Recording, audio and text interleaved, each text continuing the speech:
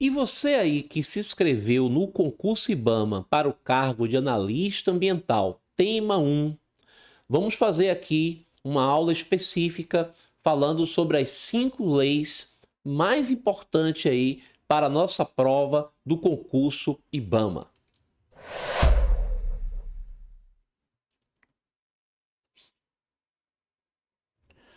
Então vamos trabalhar aqui as nossas 5 leis mais importantes aí para que a gente possa gabaritar essa prova do concurso IBAMA. Tema 1, cargo de analista ambiental, proteção, conservação, monitoramento, licenciamento e qualidade ambiental.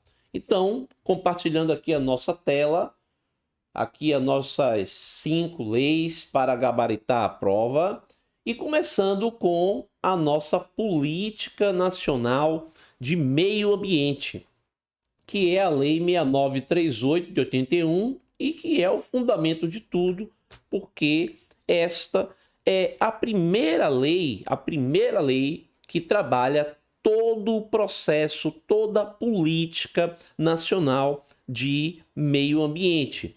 Então, essa lei ela tem uma grande importância porque ela tem os instrumentos, né, dessa política nacional de meio ambiente, e desses instrumentos nós temos aí o licenciamento ambiental, que é um dos temas, né, que é bastante cobrado aí de nossa prova. Então, o licenciamento ambiental, nós temos o zoneamento ambiental, avaliação de impacto ambiental, o cadastro técnico de atividades potencialmente poluidoras. Então, nós temos aí instrumentos que vão fazer o processo de gestão ambiental dos recursos, né, naturais, os recursos ambientais, e justamente disciplinar como é que a gente pode, né, conservar e preservar, né, e, ao mesmo tempo, ter um processo de desenvolvimento sustentável. Então, esse é o objetivo aí da nossa política nacional de meio ambiente, a Lei 6938 de 81, que é a nossa primeira lei que nós vamos estar aqui discutindo e vamos, né, retornar aqui. E aí, para poder a gente discutir a lei, eu vou pegar um tema bastante cobrado. Sempre nós temos aí parte de licenciamento ambiental cobrado aí nas nossas provas anteriores do IBAMA. Então, nós temos aqui um exemplo de questão. O licenciamento ambiental é um dos instrumentos da Política Nacional de Meio Ambiente e é concedido por meio de um único ato administrativo, sem necessidade de outras fases processuais. Então, só para poder a gente lembrar, isso aqui está errado. O licenciamento ele ocorre em 3 etapas principais, que é a licença prévia, a licença de instalação e a licença de operação. Então, nós temos aqui uma licença prévia, que chamamos de LP, uma licença de instalação e uma licença de operação. É um sistema trifásico o processo de licenciamento. Então, esse processo de licenciamento ambiental, ele funciona da seguinte forma. Nós temos um sistema trifásico, onde a gente vai avaliar primeiramente a viabilidade do empreendimento, da atividade potencialmente poluidora, porque para passar por um processo de licenciamento ambiental, precisamos, né, que essa atividade seja classificada como potencialmente poluidora, capaz de gerar impactos ambientais negativos. E aí o objetivo do processo de licenciamento é justamente discutir esses possíveis impactos ambientais negativos e criar formas de mitigação, de mitigar esses impactos ambientais, reduzir esses impactos ambientais e também até compensar os impactos ambientais negativos que não possam ser mitigados. Então, esse é o objetivo do processo de licenciamento. Então, no processo de licenciamento, a gente tem, né, a famosa resolução CONAMA 237 de 97. Essa resolução CONAMA, que é uma resolução do Conselho Nacional de Meio Ambiente, porque a gente tem aí, né, a Lei 6938 de 81, ela fala sobre o licenciamento ambiental, mas aí como é que a gente define os aspectos do licenciamento ambiental? O Conselho Nacional de Meio Ambiente, que é o CONAMA, ele editou algumas resoluções. E aí a gente tem a resolução 01 de 86, né? E estou falando aqui de 86, né? 01 de 86, que é uma resolução que fala sobre estudo de impacto ambiental, fala o básico que é necessário para a avaliação de um estudo de impacto ambiental, que é para justamente avaliar a viabilidade daquela localização do empreendimento. E aí a gente tem a resolução CONAMA 237 de 97, que fala, dentre outras situações, também o sistema trifásico do processo de licenciamento ambiental, que é justamente as 3 fases do licenciamento. E a gente tem aí a primeira fase, a licença prévia, que é a licença de localização. Eu vou elaborar estudos ambientais, avaliar por meio de estudos de fauna, de flora, estudos antrópicos, estudos socioambientais, para que a gente possa avaliar se é viável realmente a implantação daquela atividade, daquele empreendimento naquela localização. Então, esse é o objetivo da nossa LP, a licença prévia. Aí depois a gente parte para uma licença de instalação, que é a licença de implantação, que é o processo mesmo para implantar o empreendimento. Então, no momento que vai se implantar o empreendimento, a gente tem aí vários impactos ambientais que serão gerados por meio da implantação do empreendimento. A gente vai ter processos como, por exemplo, desmatamento, processos de remoção de solo, a depender da atividade do empreendimento, estou dando aqui exemplos. Então, a partir disso aí, a gente pode ter aí a utilização de recursos hídricos no local. Então, a gente pode ter impactos nas comunidades adjacentes. Então, todos esses impactos, eles vão ter que ter planos e programas ambientais para que possa a gente reduzir, a gente mitigar esses impactos ambientais.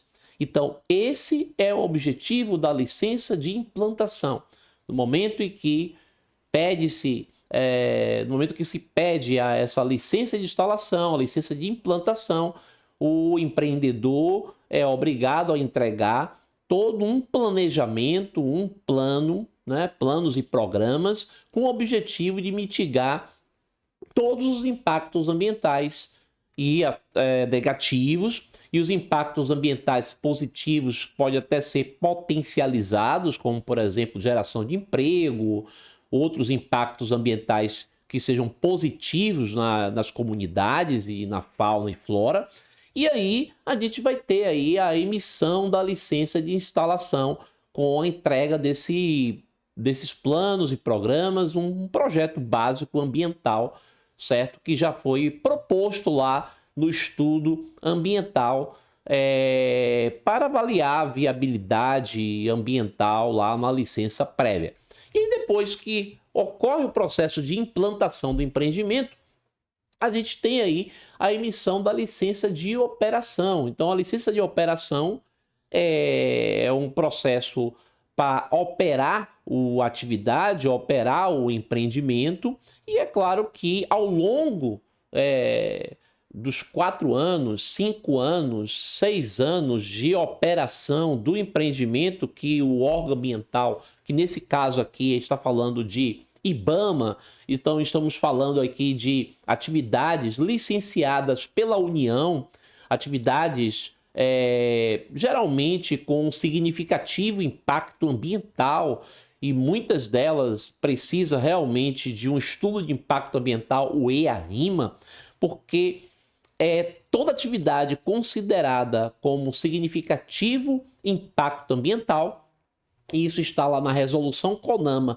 01 de 86, nós temos aí uma atividade que necessita de um estudo de impacto ambiental, um EIA-RIMA, e esse EIA-RIMA é um estudo bastante aprofundado, bastante complexo, com audiências públicas, com participação das comunidades, para que possa avaliar de forma conjunta o poder público conceder o licenciamento ambiental, a viabilidade ambiental para aquela atividade, aquele empreendimento, certo? Então, a gente tem aí, né, no final de tudo, a licença de operação é para poder operar, e dessa vigência da licença de operação, se for, por exemplo, 3, 4, 5 anos, a vigência da licença de operação, a gente vai ter vários condicionantes que são justamente formas de estar monitorando, né, as atividades de operação do empreendimento, e justamente esse processo de monitoramento, a gente tem inclusive várias aulas falando de monitoramento ambiental.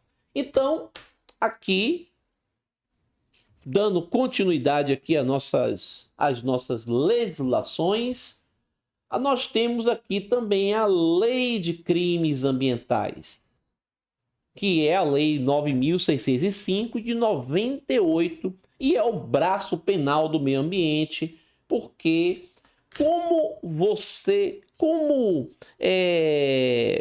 vai, na verdade, punir aqueles que não cumprem com a legislação ambiental. Imagine, por exemplo, alguém implantar um empreendimento sem o devido processo de licenciamento ambiental. Fazer um desmatamento de uma área sem a sua devida autorização ambiental, né? Então, nós temos aí a Lei de Crimes Ambientais, e essa Lei de Crimes Ambientais, ela tem assim uma extrema importância, porque ela vai justamente punir de forma administrativa e de forma penal também, né? Tipificar mesmo a questão dos crimes ambientais. Então, a gente tem aqui um exemplo de questão. Segundo a Lei 9.605 de 98, as sanções penais e administrativas podem ser aplicadas de forma simultânea e independem da obrigação de reparar o dano causado. Então, isso aqui está completamente correto. A responsabilidade penal e administrativa são independentes da obrigação de reparar os danos ambientais. Então, o que quer dizer aqui? O que se fala aqui nesse processo é que, independente de você reparar os danos ambientais, o dano for reparado, né, você não vai, por exemplo, deixar de pagar a multa, né, porque você tem aí uma sanção administrativa emitida aí pelo órgão fiscalizador, que no caso aí, por exemplo, o IBAMA, então não vai deixar de pagar a multa porque simplesmente você reparou. Não, se você pode reparar, fazer a reparação ambiental, mas vai precisar pagar a multa, e também, claro, você cometeu um crime ambiental. Então, na Lei de Crimes Ambientais, ela tem lá as tipificações dos crimes, e a partir daí o Ministério Público pode simplesmente entrar com um inquérito de crime ambiental contra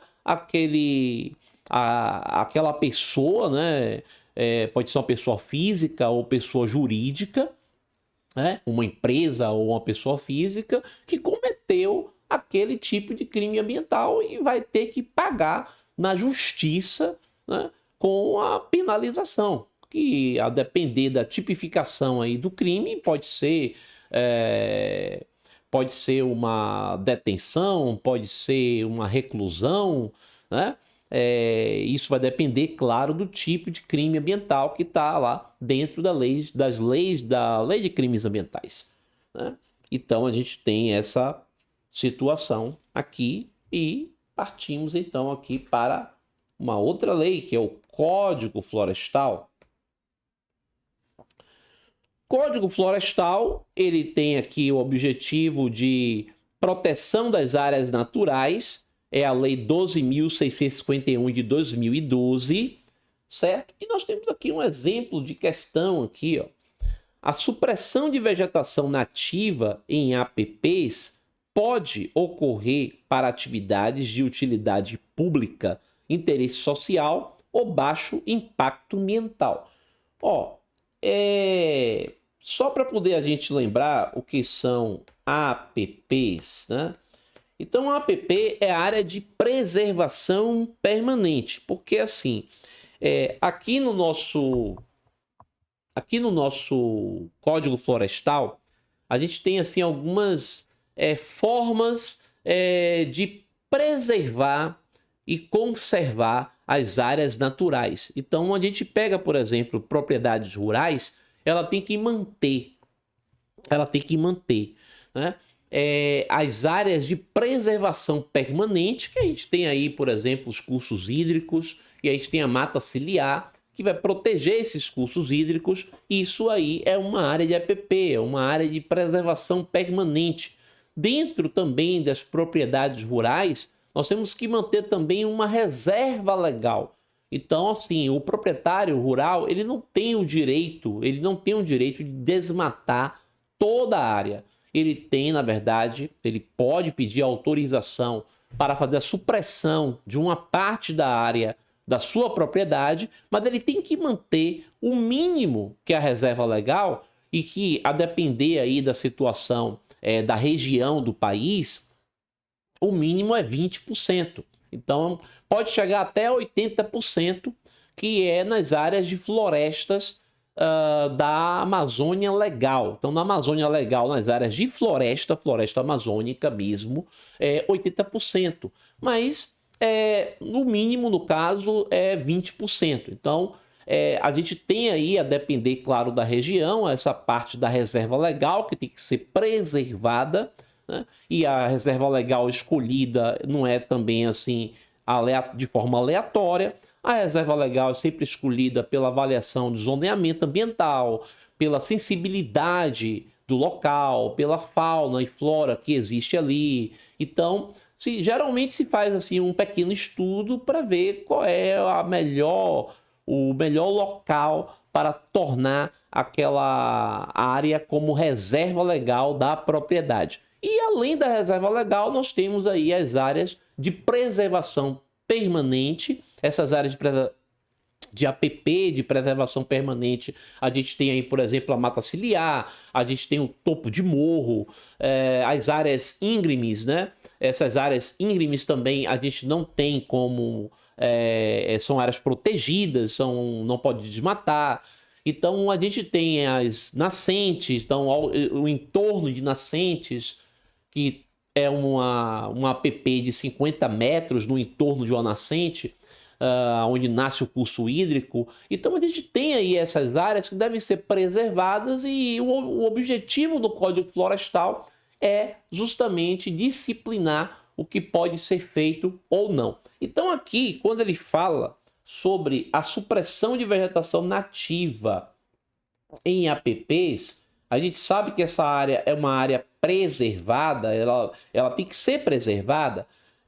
Pode ocorrer para atividade de utilidade pública, interesse social ou baixo impacto ambiental. Dentro do Código Florestal, nós temos aí essa situação. Há possibilidade de intervir em APP, sim, quando a atividade é de utilidade pública, por exemplo, né? Vamos falar aqui de um projeto de energia, transmissão de energia, por exemplo. Então, seria utilidade pública, né? Interesse social ou baixo impacto ambiental, que esse baixo impacto ambiental pode ser definido tanto por uma resolução CONAMA, uma resolução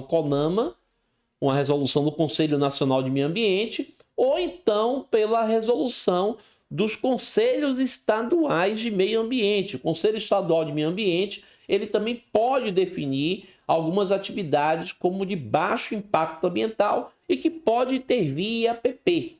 Lembrando também que a gente fala aqui, né, que tem aqui regras rígidas para a compensação ambiental. O que acontece? Não é bem assim, né?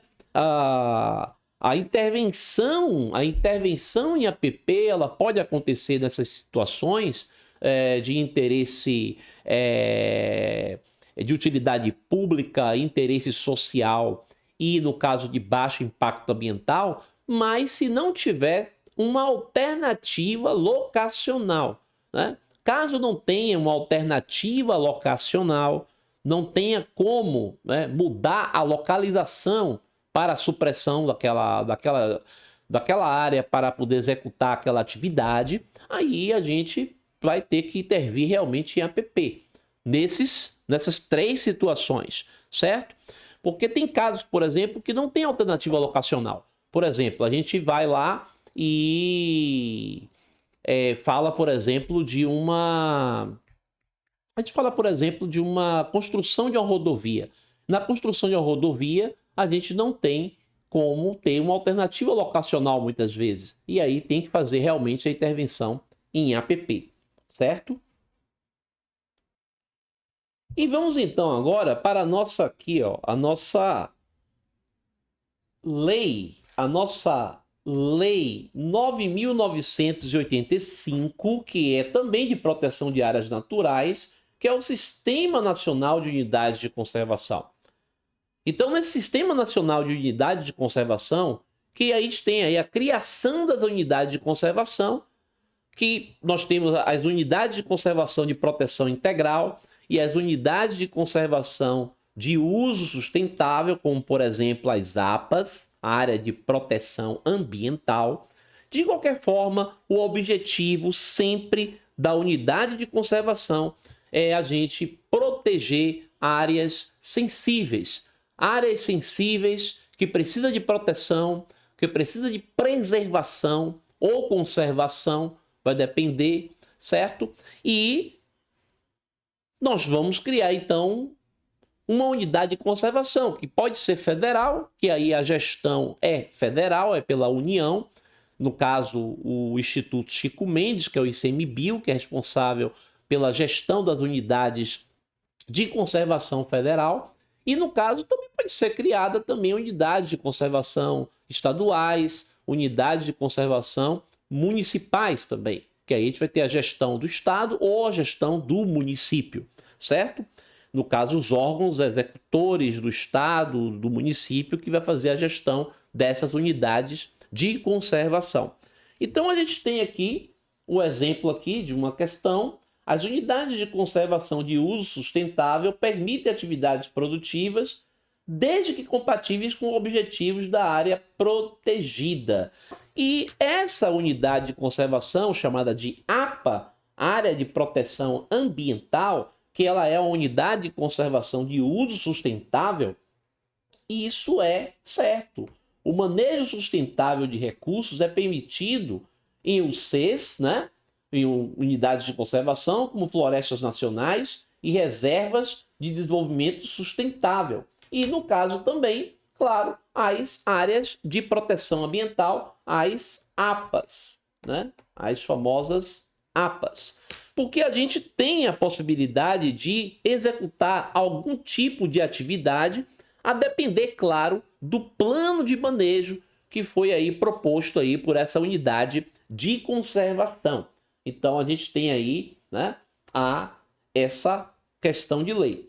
E nós temos aqui, para fechar a nossa Lei 5, a Lei Complementar 140 de 2011, que licencia o quê? Certo? Porque o que acontece? A Lei Complementar 140 de 2011, ela é uma lei que define as competências do licenciamento ambiental. Então a gente tem, por exemplo, lá dentro da Lei Complementar 140 de 2011, as competências de licenciamento do IBAMA.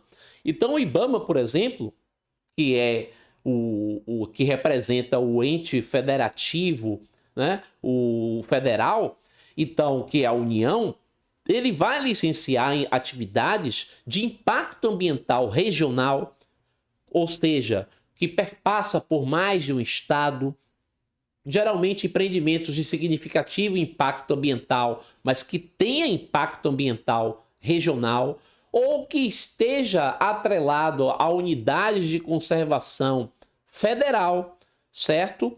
Exceto APAS, porque na parte de APAS a gente pode também ter uma relação de competência do estado ou do município, então vai depender aí da atividade potencialmente poluidora, como é que ela é classificada, mas a gente tem aí algumas definições importantes para que o empreendimento ou atividade seja licenciado aí pelo IBAMA.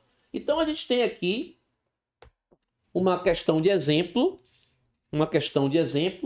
nos termos da Lei Complementar 140 de 2011, compete ao IBAMA realizar o licenciamento ambiental de empreendimentos e atividades que causem significativo impacto ambiental de âmbito nacional ou regional, bem como aqueles localizados em terras indígenas ou em espaços territoriais especialmente protegidos de domínio da União. Então, isso aqui está correto. A Lei Complementar 140 de 2011, no artigo 7º aí, define que a União, por meio do IBAMA, é responsável pelo licenciamento ambiental de empreendimentos e atividades que causam significativo impacto ambiental de âmbito nacional ou regional, certo? Então, geralmente você pega, por exemplo, uma rodovia que passa por mais de um estado, ela vai passar por mais de um estado, ela é uma atividade de impacto ambiental regional e ela vai ser licenciada pelo IBAMA. A gente tem aí, por exemplo, atividades que são licenciadas no mar. Então, no mar, ela não é um processo local, né? A gente não tem, por exemplo, uma petrolífera no mar sendo licenciada pelo estado ou pelo município, porque o mar pertence a um impacto regional. Então, aí vai ser licenciado também pelo IBAMA. Então, a gente tem aí essas características presentes aí, essas informações na Lei Complementar 140 de 2011, certo? E fechamos então essa aula e continue aqui com a gente para poder fazer uma boa prova aí do IBAMA.